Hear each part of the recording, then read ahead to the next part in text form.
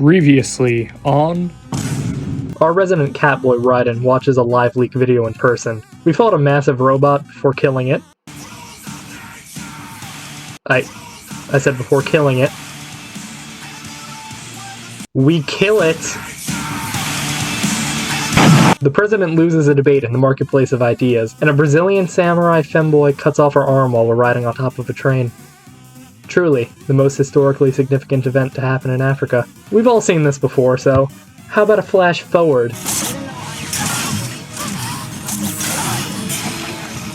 That's right. I know what all you degenerates want to watch. Better subscribe if you don't want to miss it. In the present, Doctor tells us that our new body runs on something called electrolytes. But he ran out of vitamin water, so we have to extract it from the spines of our enemies. Also, he has a hand fetish. As a reminder, you can cut anything. Even the stairs needed to progress in this level. Still, we aren't looking to leave the beach area yet. After my devastating loss against Sam, I needed to enter my training arc. And luckily, the most agile swordsman known to man was willing to help me train. This cat.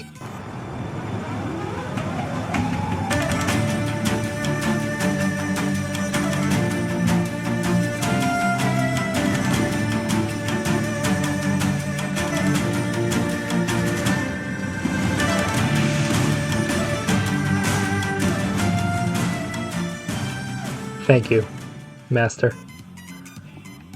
I jumped onto the street and immediately got jumped by these invisible men. That'd be pretty cool if they ever used invisibility again. Ever. In this series. Like at all. With our new body, we could easily do precision slices to crush 2 enemies in one go. Or, you know, beat them to death with brute force. I'm not complaining. They're like walking vending machines. Right. Vending machines full of blood. We do a home invasion when we spot a defenseless enemy. I sneak up on him carefully and... Nothing about what I just did was necessary. We reach an outcrop where we find a civilian being held hostage in the distance. In past runs of the game, I would always rush in and he would get shot instantly. So this time I'm gonna show off some of my stealth skills.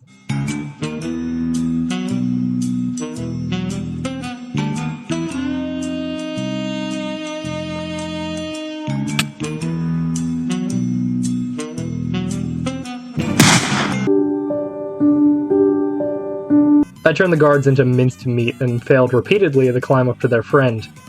I took a long way around only to find out that the guard had dropped down to chase me. And then the cows came home. These guys are a lesson in parrying, as you will not beat them without it. They charged me and... I'm playing with an Xbox controller. What does this button mean?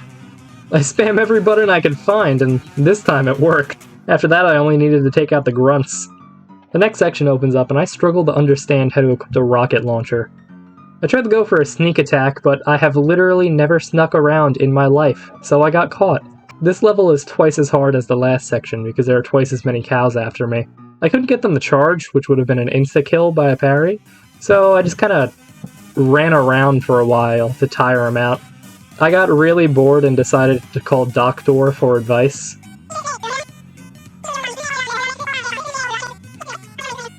Never again! I slowly beat one of them to death, and after getting a full heal, I easily take out the last cow. I make my way to find the last enemy, and... oh, that's what that button does! I absolutely balled on this guy and broke his ankles. All that's left was to enter this abandoned building and...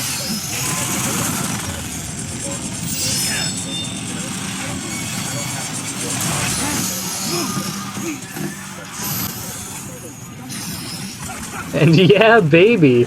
New dog just dropped, let's go! First things first, BladeWolf looks like something I would have drawn in kindergarten. The only difference is that instead of a chainsaw, my robot dog would have had a gun. And instead of feet, it would have had guns. And instead of a tail, it would have had a gun. Did I mention I was from America? Oh yeah, the fight. BladeWolf is an incredible first boss. You cannot beat him without having a solid grip of the game's controls, as he is incredibly agile, strong, and has surprisingly good range for how early you fight him. Most of his attacks are either chainsaw stabs, direct rushdowns, only one of which can be parried, and another that you can only jump over. The first phase of this fight is really just trying to tag him with as many light attacks as you can until he gets below 70% health. At that point, he jumps back and summons 3 grunts to fight us, which is basically a 3 health and energy refill. He talks a lot of smack for someone in stabbing distance. It's a rinse and repeat of the first phase. Try and keep him locked to the ground as much as you can before he jumps away, and nothing really changes in terms of difficulty. At least until he hits 40%. At that point, things get real and he summons in a cow, which could have just been another health refill if I knew where this button is on my Xbox controller. The fight continues at an even faster pace than before, which could be difficult for anyone who's new, but his attack patterns don't really change, so if you got the hang of it down, you could just play it safe and take him down to 10% health, at which point he just kinda shuts off. Now you're supposed to press X to activate Zenatsu? To activate Zen mode.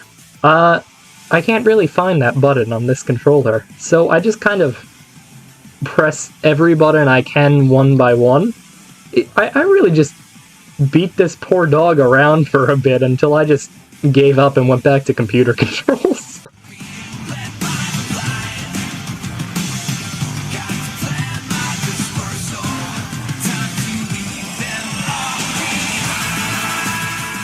I feel kind of bad for him. My masculine urge to chop things into thousands of pieces is stronger, though. From beyond the grave, he monologues about freedom for a bit and then explodes, officially cementing this game as having a deeper story than the entirety of the Pokemon franchise. And with that, I'll see all you dudes in the next video.